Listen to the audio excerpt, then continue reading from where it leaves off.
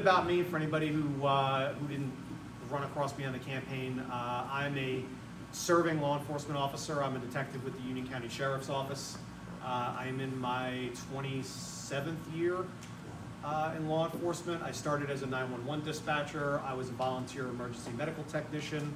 I'm a dad of two 13-year-olds who are going on 26. And I experience a lot of these same issues. The only thing I don't do is commute to New York City every day, but I sit in a lot of traffic. I was just joking to somebody that I got a real crash course on Chatham traffic when I was here as school was letting out and I was under Main Street. So trust me, traffic is a concern everywhere. Before I was elected to the Assembly, I was a second-term councilman in Garwood, which much like Chatham is a borough, a little bit smaller, 0.67 square miles, about 4,500 people. But what I found through my work in politics is whether it's Garwood or Chatham or when I was interacting with LaMonica McIver, who's now in Congress, she was the city council president in Newark, and she was a council member there.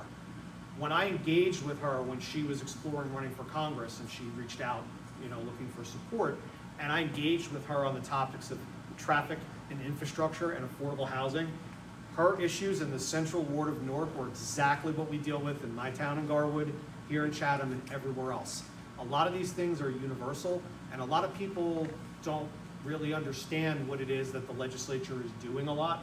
So a big part of this for me is being able to not just stand up here and talk at you, but my visions for events like these are to go out and talk with you and be able to get that feedback.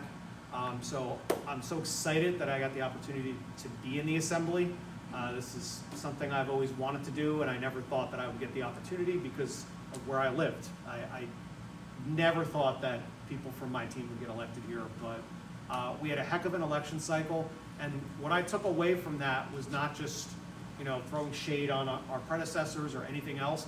This was a change election. People did not want the status quo, and they looked at people like us, even though our team is in charge in Trenton. There are no Assembly members until now in this cycle who represent districts that don't have a city in them, who are Democrats, except us, and now there's two more.